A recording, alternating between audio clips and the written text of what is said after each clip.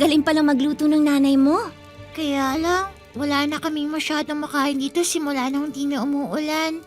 Alam mo, nung kailangan ni Elias ng pagkain, nagdasal siya at hinatid yun sa kanya ng Diyos. Minsan nang hihingi kami ng tulong kay Baal, pero hindi ko alam kung naririnig niya kami.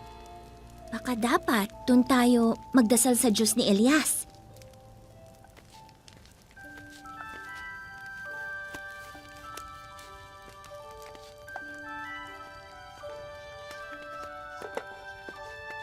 Salamat. Ngayon maghanda ka na ng pagkain para sa inyong mag-ina. Pero Elias, wala nang natira sa kanila. Nailuto na niya lahat. Nakita ko po siya. Ito ang sinabi ng Panginoon ng Diyos ng Israel.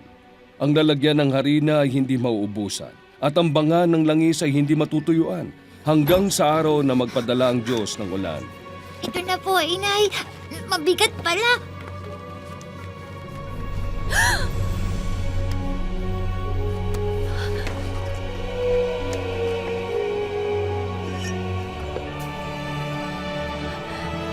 Tingnan niyo.